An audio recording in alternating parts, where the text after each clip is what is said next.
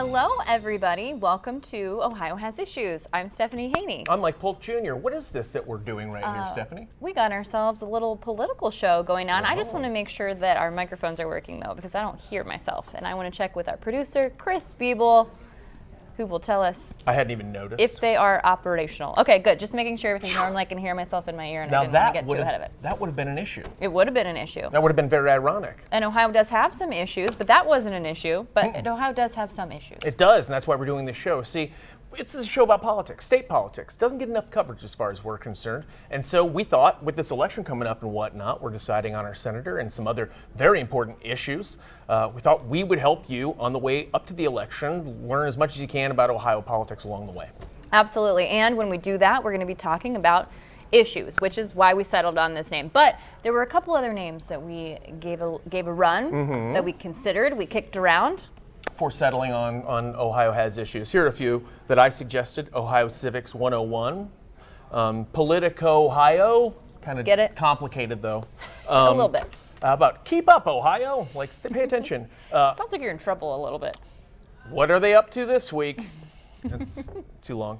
FOBO, that is For Ohioans by Ohioans. That got shot down. Buckeye Breakdown, which sounds like a post-game football show. A little sportsy. And then my favorite that was not available was Oh Hi Ohio, but you have to look at how it's spelled so that you know what I'm talking about. So it says like we can like get it. Oh Hi Ohio. Oh Hi Ohio, I get it. And then that way I could have started every show, since the show is called Oh Hi Ohio. I could have started the show by saying, Oh Hi Ohio. This is the kind of serious political journalism you're going to be getting from us if you come and tune in every week. Something from The Sound of Music. It does. What else did we try? We had a couple other ones. We did have a couple other ones. You know, they were taken. The state of Ohio. Someone's doing that one. I in Ohio. You actually contacted them. I did. We're buddies now. Good friends. So, but now we are Ohio Has Issues, and let's face it, they do. And we're going to talk to some smart people and learn about Ohio's issues, and then hopefully educate ourselves on the way up to the election. Yeah, specifically, there are 4 issues, literal issues that could be on the November ballot. We're expecting to see them on there. One of them we're going to talk about today. The other 3, minimum wage increase, we'll talk about in the future. Also, an amendment related to voting rules potentially could be on the ballot, and an amendment related to whether or not you're able to file a lawsuit against government officials or police officers. The first one I was thinking of was redistricting. That's an issue that could be on the November ballot that we've talked a lot about. Well, it's so fortunate that we have our guests that we have today, then. I'll be speaking later on with Andrew Tobias. He is a Plain Dealer politics reporter who covers the State House, and I'll be asking him a little bit about everything that's going on currently. But you're talking specifically to someone who knows a lot about redistricting, and who is that? Absolutely. Ohio's former Supreme Court Chief Justice Maureen O'Connor. Got to have a conversation with her. Now, she's been retired from the bench since the end of 2022. I want to tell you a little bit about her in case you're not as up to speed on former In case you're not an O'Connor head. In case you're not an O'Connor we are. head. Yeah, so she actually was the 10th Chief Justice of the Supreme Court of Ohio and the first woman to lead the state judicial branch here in Ohio, the first Chief Justice to retire from the office. And she had to do that because there's a rule in Ohio that you can't run again for that office if you're over the age of 70, and she turned 70 in 2022, so couldn't run again. And then since she retired, she's been focusing her energy on the Citizens Not Politicians initiative. That's a proposed constitutional amendment that would deal with the way that we draw our voting maps here in Ohio. I want to give you some quick stats before we dive into the conversation with her, which we'll get to in just a second.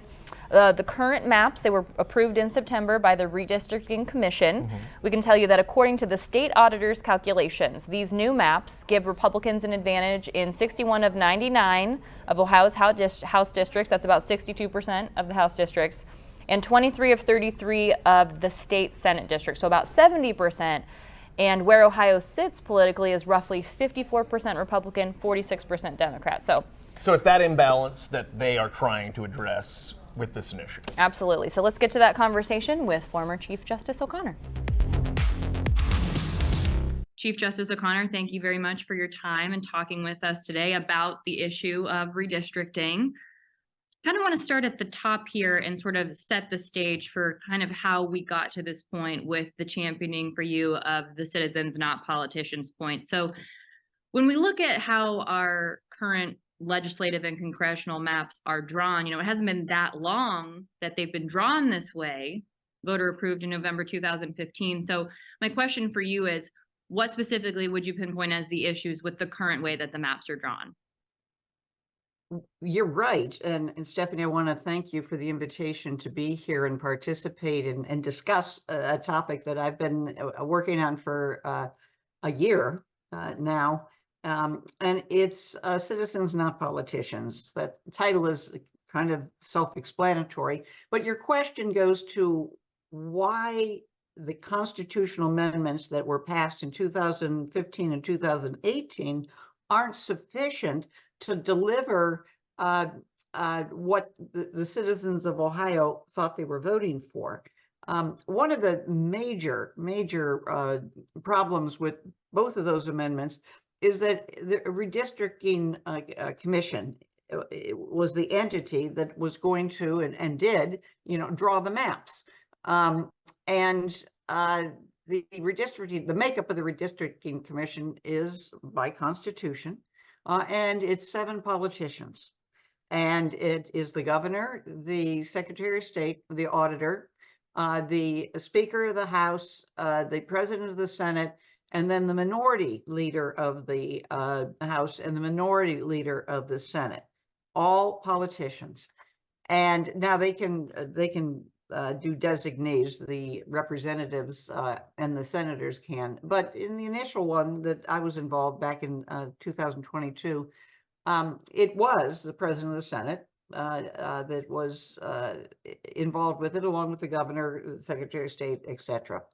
The problem that is rampant in the drawing of these districts is that they're gerrymandered. And I think everybody has heard the word gerrymandered, time and time again.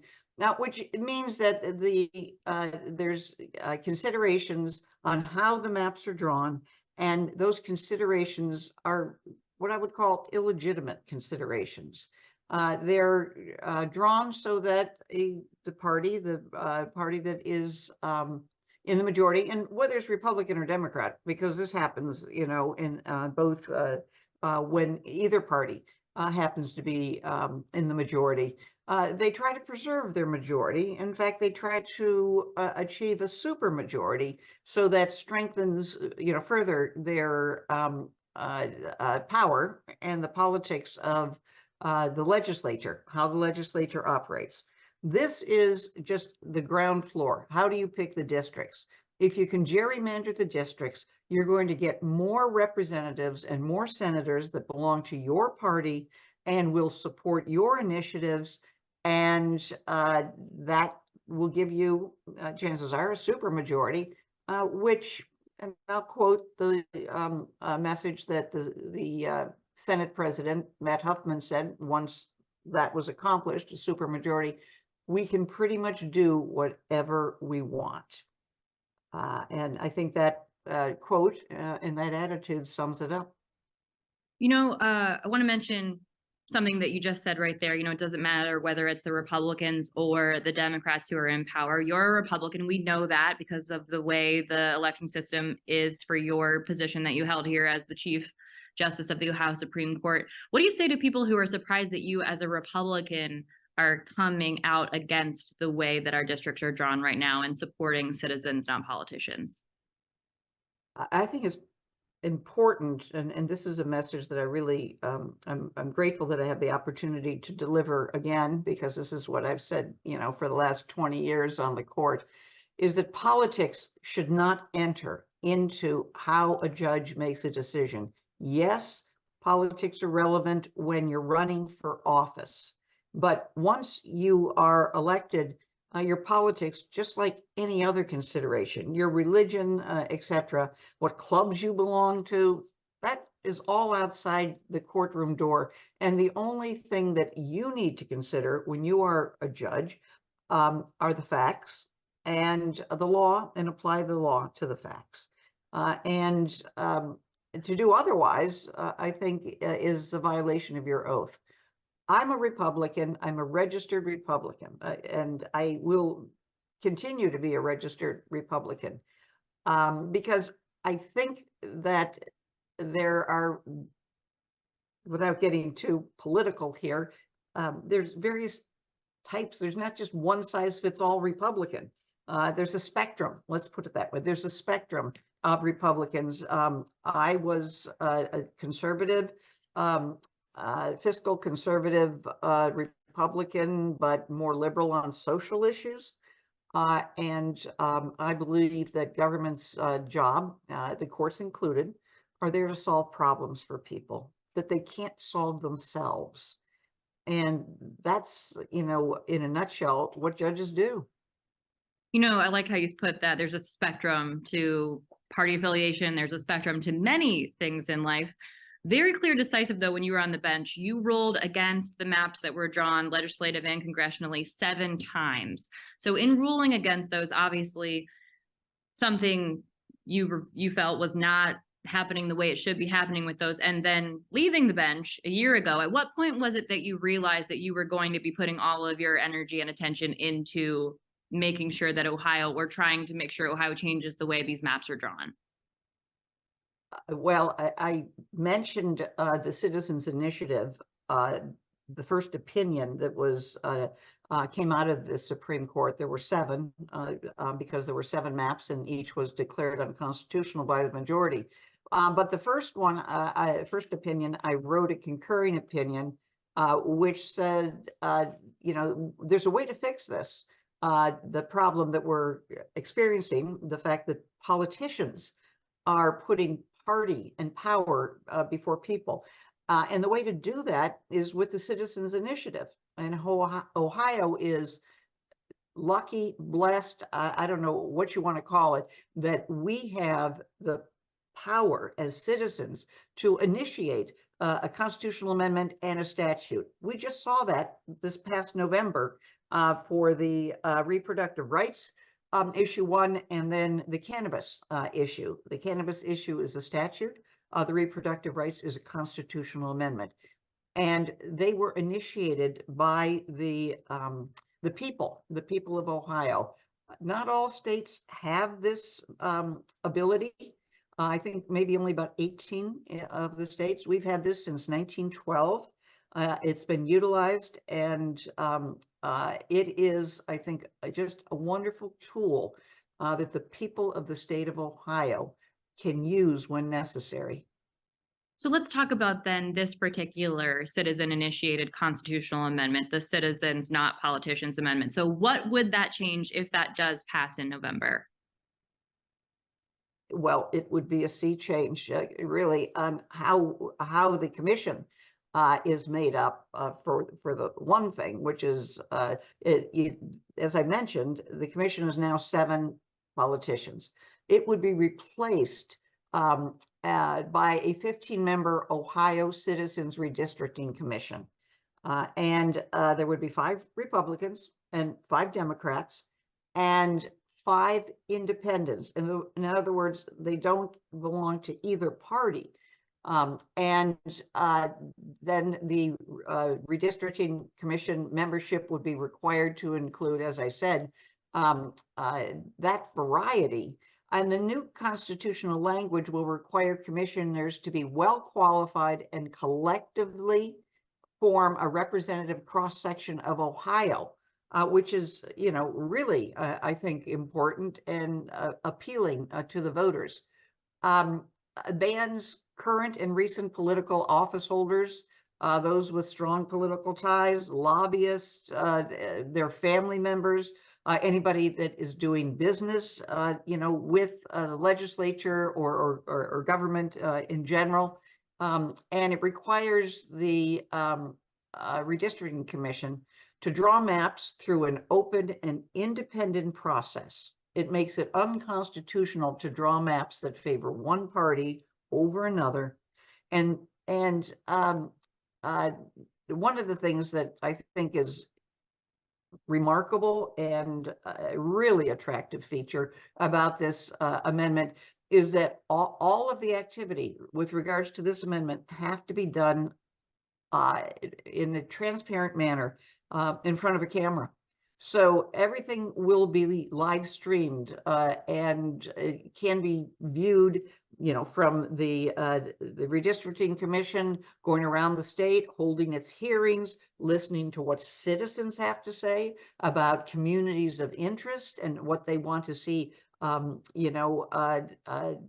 the same districts, what, village or school district or whatever, why it shouldn't be divided into different districts. They're going to hear what is important to the citizens, and they're going to take that information and make some decisions. And then there will be professional map drawers, people who do this, and the commission will give the criteria to these map drawers according to the Constitution, this new constitutional amendment. And what they come up with is going to be, as I said, in public. That didn't happen in all the 7 maps that were drawn and given to the Supreme Court that were backroom drawing. There were maps that were produced that nobody saw before they, were produced, particularly the last map.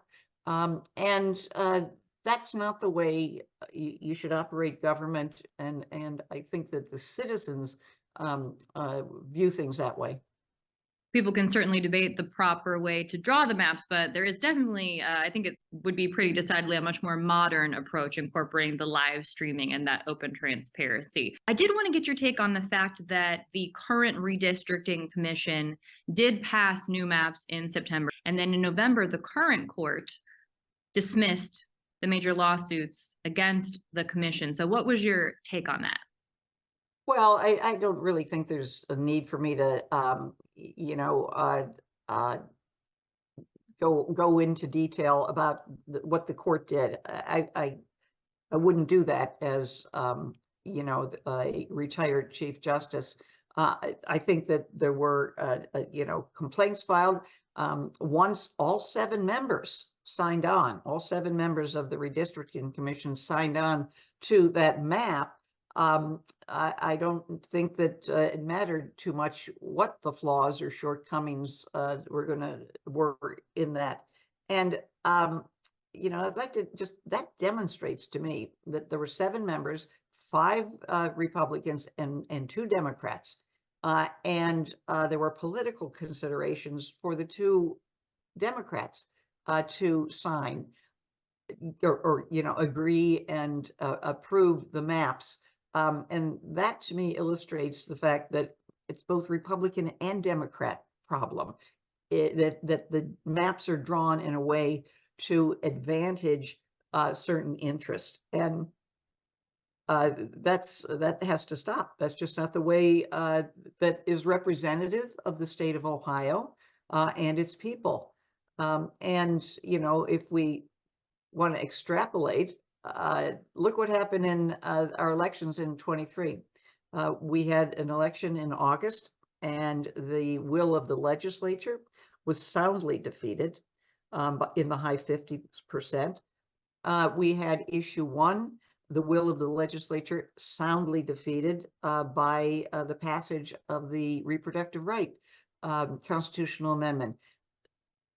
When the people speak in numbers in the high 50%, and the polls could have told you that. The polls were telling everybody that. It's clear to me that the legislature is not listening to its constituents, and they have a mission of their own, and that they can feel comfortable in having that because the districts are gerrymandered. But and they retain their power. But at this point, I hope that it's going to be short-lived. Now, I want to just ask you before we go here, I want to get your response to 2 different comments that were made about the redistricting process in Ohio. First, it comes from Ohio State Representative Adam Byrd, a Republican out of New Richmond, and he said this: people on redistricting commission need to be accountable, and the only people that are accountable are those who are elected. What do you say to that? I think that's a myopic view of government. The provisions of the amendment exact accountability by the selection process, the transparency in the entire process, as I just mentioned, the citizen participation in a series of regional meetings, and detailed accountability regarding the budget for the redistricting commission. So I would ask Representative Byrd to read the amendment, and I think that he will be should be pleased at the various steps that we have built in to how these maps will come about. And that leads to the next question that I would actually like to get your response to, or your statement rather, I'd like to get your response to. Governor Mike DeWine recently said, also a Republican as well, that he believes that redistricting should be taken out of the hands of the politicians. He says it shouldn't be in the hands of the governor. He said he doesn't want it in the hands of the governor. This is a very recent comment of his. His question was then, who picks them? How do you make sure that people are looking at it from an impartial point of view? So really kind of getting into the nuts and bolts of who gets chosen, how do they get chosen to be those 5 Democrats, those 5 Republicans, those 5 independents on that new and newly envisioned redistricting committee? And I appreciate that the governor sees that the current system has not worked, will not work, and that we need a change. As I said before, the amendments passed in 2015 and 2018 were doomed to fail. So moving on to the governor's question, the governor will answer his own questions once he reads and studies the amendment. He, I know, has not had the opportunity to do that. He has mentioned that. He will see that the proposed amendment addresses all of the shortcomings of the current constitutional amendments. And most importantly, it takes politicians who are interested in gerrymandering districts to keep or increase their party's power. It keeps them out of the process. They want to, keep their party's power by retaining their seat, and this will take that, totally out of the process. The maps will be drawn with no regard to where the current legislators are living, because they're living in gerrymandered districts. So it's a new day. It will be a new day. And I want to thank you again for the opportunity and mention that this will be on the ballot in 2024, this year, in November. We're in the process of collecting over 413,000 signatures. So chances are you're going to meet up with someone who has a clipboard and ask for your signature. All you have to be is a registered voter. And we ask that you sign that so that this can be placed on the ballot. And the citizens of Ohio will then free themselves from this gerrymandering process that they've been subject to for well over 100 years. Chief Justice O'Connor, if there are people who are listening or watching who want to get involved with the Citizens Not Politicians initiative, where would you tell them to go? Where should they go to try and get in contact to be part of? Well, I would ask them. I would hope that after they hear what I had to say, that they are at least curious about this, if not excited. So I would ask them to log on to citizensnotpoliticians.org. That's the website. And then they'll be able to keep abreast of what's happening in the campaign, maybe donate if that's what they are so inclined to do, and sign up to volunteer. As we gear up, once the signature collection is over and we're on the ballot, and that will happen in July. July 3rd is the date by which we have to submit those signatures. There's going to be increased information and ways to be involved in this campaign. And believe me, it will be a campaign. Okay. Thank you very much, Chief Justice O'Connor, for your time. We appreciate it. Thank you. All right, that was former Ohio Supreme Court Chief Justice Maureen O'Connor, again explaining her involvement in the Citizens Not Politicians initiative. So as she mentioned there, they'll be collecting signatures. They have until July 3rd to do it. They need 413,487 valid signatures for registered voters here in Ohio by that date in order to get on the ballot in November. I think there's obviously some very good points there made. I think the most important thing that I took from that was when she says, and this is the simplest way to sell this, and I think this is probably the approach they should take. Don't let legislators pick their constituents. You let constituents pick their legislators. That's a really good point. That goes for all parties, no matter, gerrymandering's a mess. It's one of the biggest problems affecting us right now, and I'm so glad that she's doing that, and I'm glad that Ohio's trying to step up and fix a very real problem. And, we did talk through those numbers. Again, the discrepancy right now with the way our legislative maps are drawn, that's not even talking about the congressional maps, but the discrepancy with the breakdown of the politics here in Ohio. And as former Chief Justice O'Connor mentioned, it is a bipartisan issue. It's not an evenly split redistricting commission right now. There are 5 Republicans and 2 Democrats on it. They did unanimously pass those maps that are still not representative of the political situation here in Ohio, and that is simply just a fact. And again, this is not a party issue. The New York Democrats are very culpable of doing very similar things up there right now, and they're trying to do it again. So just getting rid of all gerrymandering across this country for everybody would be for the best. So I personally hope that gets, well, it's definitely going to make it on, and I think it's going to pass. Personally. I am always interested to see issues get on the ballot. I want to see what our voters have to say about the issues, and I want everything to get on the ballot. That's my hope. They've been pretty loud lately, our voters. Okay, we've got some important dates coming up, electoral dates that you guys have to be aware of. So let's show this sweet graphic that I made myself right now. This is a graphic I made myself. Fancy graphic making, Mike Polk Jr. Thank you. What I did was I took a screenshot from Case Western Reserve University site saying when the dates were, and then, why don't you go ahead and read them, people? And then I shared them. I screenshot that, and then I put it on a blue background. Then I put an eagle in the foreground, as you can see, for patriotism. And then I put the courtesy thing down there so that we don't get sued. Okay, well, that was very... Because I didn't want to write out all those things. Adept graphic making. Thank you. And thank you for the thorough explanation of how it came to pass. So voter registration deadline for this upcoming primary election, February 20th. Early in-person and mail-in voting begins February 21st. The deadline to request a vote by mail ballot is March 12th. The postmark deadline for vote by mail is March 18th, and the primary day is March 19th. Of course, we were talking about the primary election here in Ohio, the upcoming election in November, a bunch of different deadlines, but that's what we're looking at right now. And stick with us because we'll be back here in just a little bit with more.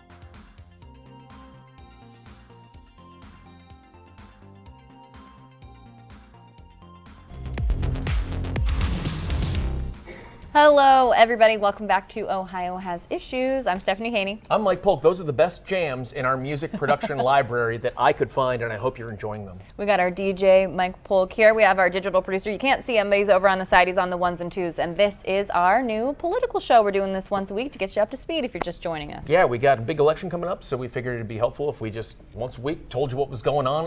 Or actually, we don't tell you. We're having guests come on and tell you what's going on. We're just asking them the important questions. Yeah, we are talking to experts who are the people behind the organization for these issues that you're very likely to see on the November ballot. We're talking to current elected officials and talking to people who hope to be your elected officials, the candidates, a whole bunch of people. And we're doing all this because we wish the best for Ohio, and we care about Ohio, and we're kind of Ohio fans, aren't we? Yeah, I like Ohio. Now, you know a lot about Ohio.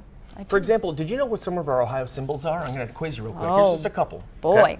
What is the Ohio state bird? The cardinal. Oh, very good. It was designated the state bird by the General Assembly in 1933. That was an official designation. Very impressive.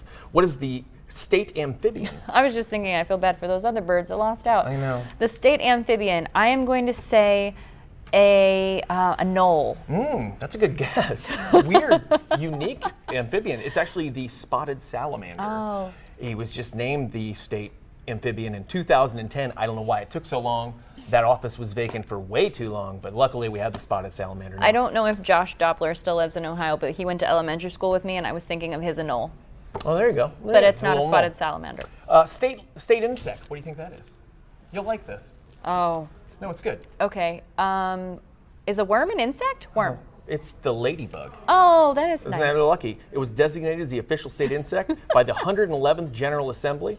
That was in 1975. Now, this is not, got to make this clear, this is not to be confused, and apparently this has been a point of contention with bug lovers in Ohio. I'm checking the notes. This is not to be confused with the seven-spotted lady beetle, which is an invasive species in Ohio native to Europe. Yes, Snuck their way over here. yes, and I have seen many of them in my apartment downtown. That's not a We were in ladybug. there. That's not our state bug.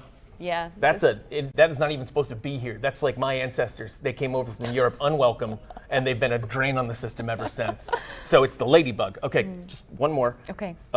State flower. What do you think that is? Is it the carnation? It is. It's the red carnation. Very good. Now, you might think, why would Ohio pick the red carnation? And you would think practical, affordable, not quite a rose, not very romantic, not very expensive. That's sort of us, get it done. That's our mentality. But you're wrong. It's actually very specific, and it's kind of interesting. It was a favorite flower of Ohio-born President William McKinley, who often wore one on his jacket. And the red carnation was named the state flower right after his assassination to honor him. And So isn't that the interesting? McKinley Monument Memorial, that's in Canton, my hometown. Shout out to the 330. There you go. Now there is one more state symbol that is not as fortunate as all those other ones. That we should not be proud of. And I would like to share that with you now. This is our state beverage, a tribute to our state beverage.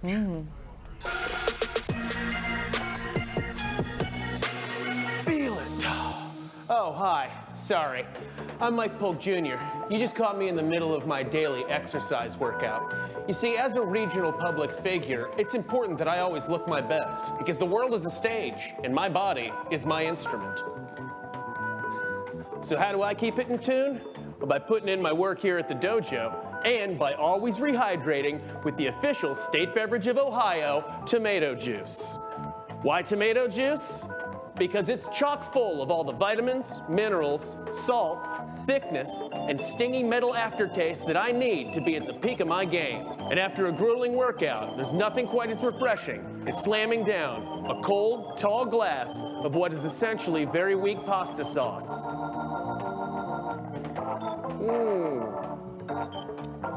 That's substantial. So take it from me, Mike Polk Jr.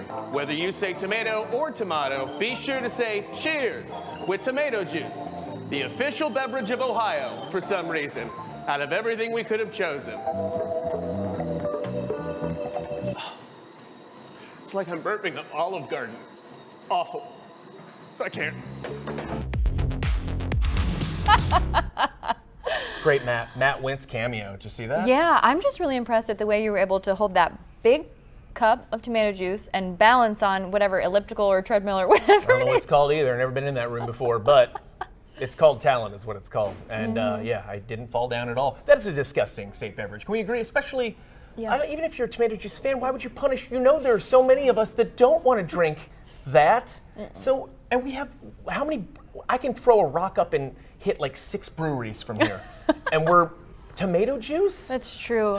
Maybe, Guys. I mean, at least something a little more delicious, like Yeah. orange juice or something. Anything that is not soup. Pretty much. It is. It's just soup. weak pasta sauce. Is Yeah, that what you that's said? what I Weak refer to spaghetti it as. And so get better.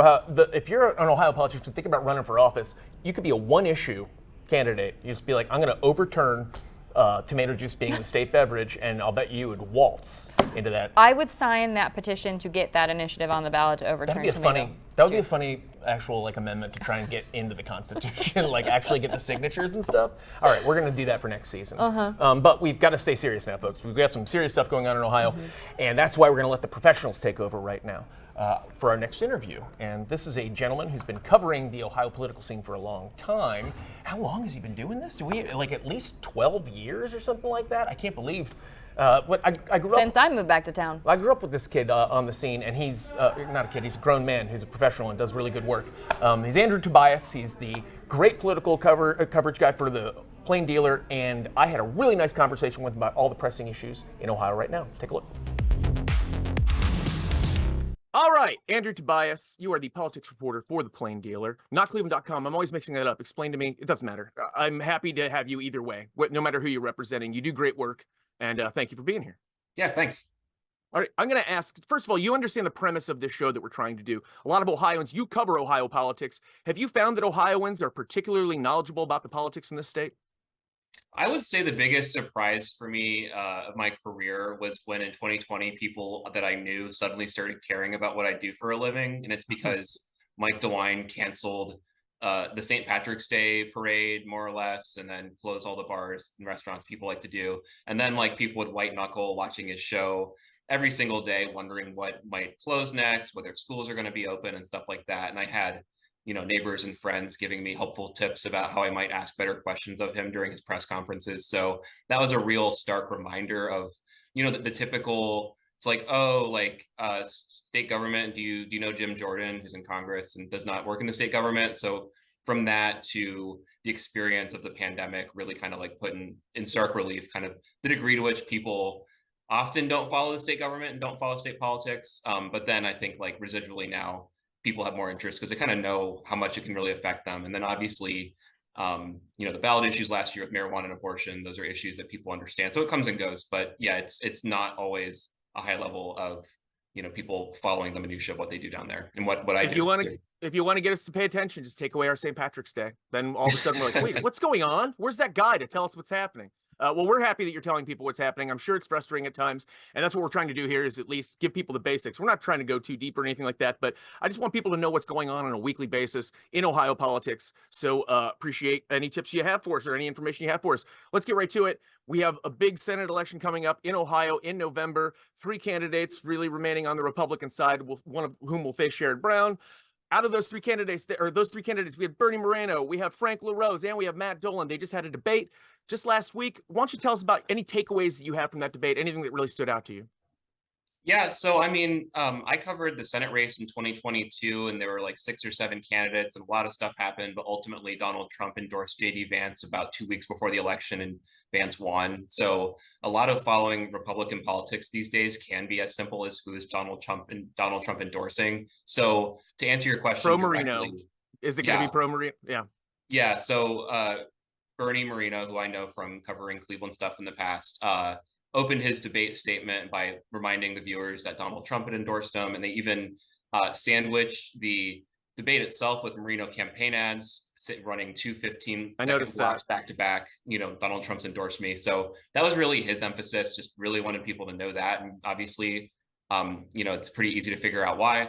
The other kind of takeaway that I had was that Matt Dolan is running as kind of like the relatively moderate, traditional, old style Republican, kind of boring, that kind of thing. And I was struck by the fact that he really made an attempt to inject himself into the debate. He was frequently attacking his opponents. And I think that he almost has the hardest path because he's selling himself as somebody with political experience. He's kind of explicitly not seeking Trump's endorsement. not trashing him or anything like that, but he's distancing himself. And those two things, a lot of Republican voters don't like politicians and they really like Donald Trump. So it's just a real tough road to hoe. But it was interesting that kind of given sort of the uphill battle that he faces, that he really did kind of mix it up, and also, kind of uncharacteristically was kind of, pretty aggressive in the way that he approached the debate. He did. He was pretty chippy. The one you haven't mentioned so far is Frank LaRose. Any takeaways from him from the debate? Yeah, for him, he kind of made his case. It has to do with kind of who he is as a person, his biography. Dolan and Marino are both very wealthy. We're talking trust funds. We're talking like houses in the Caribbean, that kind of stuff, multimillionaires. And LaRose is by no means poor. He makes something like $170,000 a year. But should also be mentioned that his family owns the LaRose beverage distribution in Akron, that's not exactly a small business either. So right, people might see those trucks driving around delivering beer and stuff like that. But they delivered a lot to Kent State for me back in the day, just so you know. So I still owe him for that. So thank you, Frank. But he does live in a house that is more similar to sort of what a normal Ohioan might live in. So he basically said these other guys are multimillionaires and I'm not. His other sort of, the way that he's approaching this race is somewhere between Matt Dolan and Bernie Moreno. But honestly, you really have to watch really carefully to know what those distinctions really are. Again, I mentioned earlier how important Donald Trump is in Republican primaries. And a lot of it's just messaging.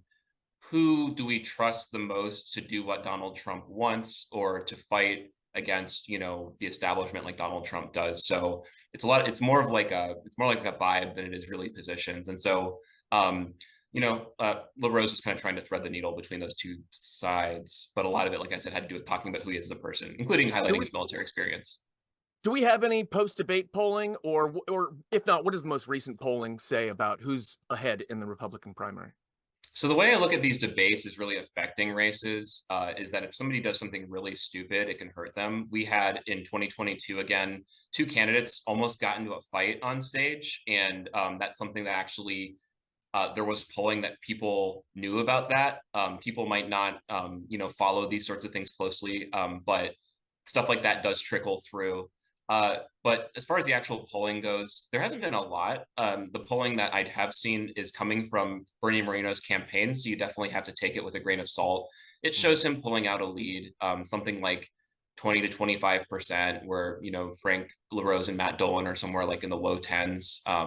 But there's been public polling in the past showing LaRose in front, whether it's the beer trucks from people who went to Kent State University, or whether it's just the fact that he has appeared in the statewide ballot before. He has kind of the most name recognition, but there just hasn't been that much polling since Donald Trump endorsed Marino. And we'll sort of see how that soaks in, especially as people start paying closer attention as the election approaches. I understand it's probably just a resources thing, but this is an important election. Why isn't there more polling on it? Why isn't the Plain Dealer or Cleveland.com conducting a poll? I mean, we won't. We can't do that because we're just we're a TV station, but you guys have the resources, right?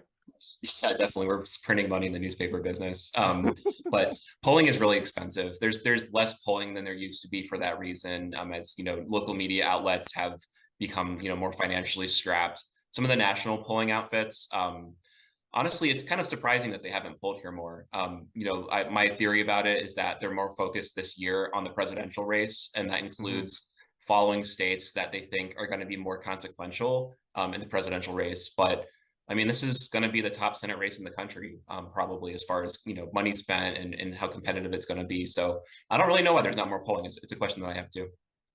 You wrote an article after the debate that I found really interesting. It's about the candidates and the way that their tone has changed following the overturn of Roe v. Wade. Leading up to Roe v. Wade, all three candidates, as you wrote in your piece, were implying that were saying that it should go back to the states. The decision should go back to the states. And now in the debate, you brought up that they're finding kind of a different tone. And what do you attribute that to? Yeah, so fundamentally, that's what conservatives and abortion opponents said for years about Roe v. Wade, was that it's something that should be dealt with at the state level. And what happened after Roe v. Wade was overturned is that we've seen 7 states, including Ohio, when abortion has been on the ballot, whether it's voting for a new abortion restriction or voting for an expansion of abortion access, it's won all 7 times. It's the abortion rights side of the position has won every single time. So what abortion opponents are finding is that by returning it to the states, depending on where they are, including Ohio, it's actually, voters support abortion rights. And so what we've seen with this field is them all basically trying to thread the needle between whether it's they have a personal conviction that abortion is wrong, or whether it's that Republican primary voters by and large oppose abortion, that they need to say what they're going to do, to restrict abortion in some manner in the future, while not taking a position that is out of step with the majority of voters, as we saw from the results of the November election here. So it kind of just goes to, I think it's kind of confronting the reality where when this is actually on the ballot, they've had to adjust how they talk about it. And so what's striking about them all taking a position where they would in some way or another vote for a national abortion ban, something like 15 weeks into pregnancy, although the number hasn't really been established, that they also that they would. And so we're definitely going to see, Democrats have been strong on this issue. They have found it to motivate voters. It's something that likely that Sherrod Brown will emphasize going into November. But obviously there are other issues too. But so yeah, that's what struck me about that for sure. Speaking of voting rights, we spoke with former Supreme Court Chief Justice Maureen O'Connor about her redistricting measure that she's trying to get on the ballot. And we also have another voting measure, though, and I don't even know what to call this thing because the name they gave it apparently did not cut the mustard. So why don't you tell me about the other voting rights initiative that is trying to make its way onto the ballot? Yeah, I'll start with the name. So it was supposed to be called the Ohio Bill of Rights. This was the second time that they've tried to have a name basically approved by Attorney General Dave Yost. Yost's role in this process is to approve the language that appears on the petition that these groups that want to have a constitutional amendment on the ballot have to circulate. They have to collect something like 412,000 valid voter signatures to do it. And on the petition, they have to write a summary to tell people who are signing it, this is what we want to propose to do. Yost's job is to determine whether that language is accurate, because you don't want people being misled about, signing a piece of paper and it be something that it's not. What Yost has found in this case was that the first title, which was just Secure and Fair Elections Amendment, was vague. This most recent one was the Ohio Bill of Rights. He said, he felt that it wasn't neutral. It's unusual for him for any attorney general to talk about the title of this thing. It's strange that he's doing that, just given it's not uncommon for these things to have this really flowery language in the past. So anyways, moving on from they're always named like something for American patriotism, for freedom and trees, or something like that. It's not weird for it to have a colorful name. So is the implication that maybe he's putting his thumb on the scale a little bit? Is that what some people are suggesting with this, or is it legitimate? Could it legitimately confuse people with the original titles? It's possible that people just look at the title and that's it. And so what he's trying to do is make sure that title is as fair as possible. But what we definitely have seen is during the marijuana and abortion rights campaigns last year, Yost's office took the somewhat, again, a new approach of writing what he said was a nonpartisan analysis of what those measures would do. Especially when you're talking about abortion, it's very controversial. So there wasn't agreement that it was actually neutral from everyone. But we definitely have seen an interest from Yost in kind of getting more involved with these ballot issues. And I'm going off subject here a little bit, but especially because of what happened last year, I do think there's going to be more of these types of ballot issues in the future. There's going to be funding for them. And so it's a signal from Yost that he wants to sort of be more involved. So in this case, it's a reaction to the issue one thing, is what you're saying. Last year's issue one thing where they tried to up it to 60%.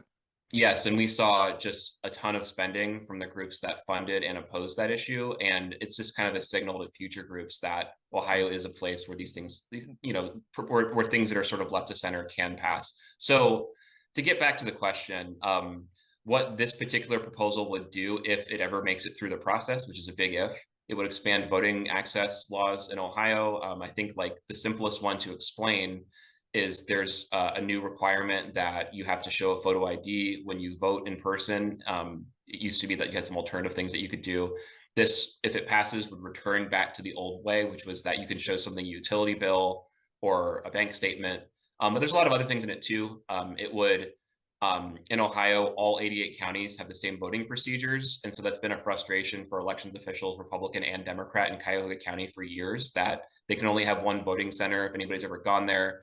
It's in downtown Cleveland, there's traffic, there's no parking. And whereas a county like Putnam County in rural Northwest Ohio. Why do you got to go with Putnam location. like that? Why'd you pick Putnam? Why'd they catch a stray? I'm just Yeah, kidding. You had to pick someone. Sorry, Putnam. County. Yeah, a smaller county wouldn't require as many, probably as much attention as a larger county. Yeah, so they have one voting center too. And so they would allow counties to set their own voting center numbers. They'd allow them to set their own early voting hours. There's some things, another thing that might be controversial is it would let people register to vote and cast a ballot in the same day. Right now, voting registration closes something like 30 days before an election. So there's a whole bunch of bullet points. I would generally characterize it as I've written that it's a wish list for voting rights activists and for progressive kind of people who look at voting issues. But yeah, there's just a lot of stuff in it, and those are a few of the things that would be in it. And if it were made the ballot. You bring up that it's a wish list, and it is a lot of stuff, and there is pushback, obviously, from people who might be against this to begin with, and then there's pushback from people who are also pro the redistricting reform amendment, who think that this somehow might muddy up the works and hurt the chances of that. Why are people feeling that way? So there are a couple of things going on here. One is that it's always just typical for any time you have people strategically approaching ballot issue priorities. And so it's just generally speaking, is there enough attention to go around, for voters? Is there, maybe there's the same kind of sets of donors that would fund these types of things? Is there enough money to go around? So it's a matter of priorities. But then, getting into the specifics of these issues. So let's just say that the concern about this measure is that people who think that voting fraud is a big problem would think that loosening voting laws would then invite more voter fraud or, more risk of voter fraud. There's sort of a connection between talking about redistricting reform, which is a voting issue, and talking about voting access, which is also a voting issue. So there's concern from people who might support redistricting that there could be a spillover effect, or maybe it would, invoke a backlash that would be damaging to both issues. But it's speculative. But like I said, the sort of more tangible concern that pops up is whether there's enough money or attention to go around for these two things. Horribly irresponsible of me to ask, but chances of both of the percentage chances of each of those, and you're totally, you're just from your knowledge. I'm not saying you have to have hard numbers here or anything like that. What are the percentage chances of each of those things making it on the ballot? So I was promised there'd be no math if I became a journalist, so I'm not going to do the numbers, but that's fair. I'll also qualify it by saying that I've been, humbled by nobody thinking that Donald Trump would win in 2016, and then he did. So just all that kind of, we all learned a lot on the way. Oh yeah. I believe that the redistricting amendment is more likely than not to pass. Missouri, which is a more conservative state but similar to Ohio, voted and passed a similar measure in 2018 on that same ballot. Josh Hawley, who's one of the most conservative Republicans in the Senate, was elected in the same year. So we had a Republican electorate pass this in a pretty Republican state that's similar to Ohio. As for the voting issue, I honestly think it would probably fail. The voter ID issue, the photo ID issue that I mentioned earlier, when you look at polling at that, there are arguments for and against that as from a policy level, but polling for that, something like 80% of people consistently support requiring a photo ID to vote. And so that I believe that if that were to qualify for the ballot, it would become about that issue alone. And it would be, as a result, it would be difficult to pass. But it's hard to say. People, Michigan approves a voter package similar to this in 2018. Michigan's also not that different from Ohio, despite being more liberal. So, here I am, I'm just speculating, but that's what I think. Hey, that's what I asked you to do. And one more speculation, if you had to call it right now, who's going to be the Republican candidate against Sherrod Brown? If you had to call it. Yeah, Republican politics have become almost the exception is when a Donald Trump backed candidate doesn't get elected or, win a nomination. So I would just have to expect that Bernie Moreno is the favorite. But that being said, there are strengths that the other two candidates have too. And we'll just kind of have to see how things play out. But that's certainly the expectation. And that's not, a lot of people feel that way who follow this stuff. Finally, before I let you go, you've been doing this a long time, since 2008. Is that right? How long you've been covering politics in Ohio? Yeah, covering politics in 2008 was more like seeing people show up at a county commission to yell about being paid to pay for their neighbors' ditch improvements. But yeah, right. Loosely speaking. Now you're doing that seriously at like a much higher level in Columbus, essentially, really. But really the same argument, same tone, just different same things stuff. you're yelling about. But you've run into some interesting characters. I need at least one interesting interaction you've had with a politician or something that happened to you during that time. Well, so I would like this wasn't much of an interaction, but I feel like I was almost seriously hurt covering Donald Trump in 2015. And what I mean by that is he was speaking in Cleveland at the first Republican presidential debate. And at that time, you know, he was like a pop culture figure. And so there's just this crush of reporters who, after he went into what's called the spin room after the debate, which is where the candidates go and tell reporters why they won, just a sea of humanity just rushed towards Donald Trump. And I like got women caught in chasing the middle. Beatles in 1960 or 66 or something like that. Right? Yeah, and I actually felt like I was in danger. You know, like nightclub stampedes came to mind and things like that. Soccer riot. And I pulled myself out, but there is also a picture of me that's been on national television of me like getting squished behind Donald Trump while he's talking. So that's a memorable experience. And certainly at that time, I wouldn't have thought that he would ever be president of the United States, but you know, it happened. You have to send me that picture right after we're done with this, please. I'd really appreciate that. We'll include it. I'll dig it up. Last thing for you before you go. This is obviously a new project we're doing. We're just trying to inform people about Ohio politics. Is there any advice for us while we're moving forward with this weird show that I haven't even told you the name of yet? Advice. Well, you know, like I said, it really struck me during the pandemic in 2020 that I think people got, it was a very profound reminder of how what state government does can really affect people in their day-to-day lives. And so doing these kinds of shows and, you know, trying to make the connection between what government does and how it affects people's everyday lives. It's just the best thing that you can do and make it relevant to an audience. And so that's certainly how I approach what I do. I try to talk about these things in as simple terms as possible. And so hopefully by doing this kind of thing that your viewers will have the chance to sort of, you know, take something, demystify it and make it relevant to them. Well, fortunately, simple terms are the only ones I know, Mr. Tobias. So they should be fine. Will you come back, I hope? Absolutely. All right. You have to say that now because you're still on. Appreciate it. That's Andrew Tobias from The Plain Dealer. Thank you, sir. Sure. I like how you got him to commit to come back. He did. That's what you got to do. Nail him down while you can.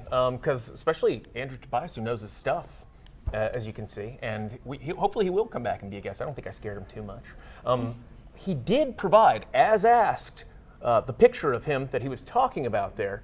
And I think we have it right here. This is him this is where he was getting crushed by a throng of people at the 2016 convention. That's him in the back with the glasses in the very corner there. There he is. Okay, so if you're listening to this on a podcast, you got to go to the show notes right now and click the YouTube link so that you can check this out because it's worth it. It does look like he's in a mosh pit somewhere. But It looks like he's at that Beatles concert that the former president was likened to. Yep, he couldn't, getting and in he there. just couldn't look less happy to be there. Thank you for that, and thank you, Andrew Tobias, for your time. Yeah, thank you very much. Yeah. So, what do we got next? All right, we're going to take a little break and then we'll be back in just a minute to tell you what we got coming up next. Stick around.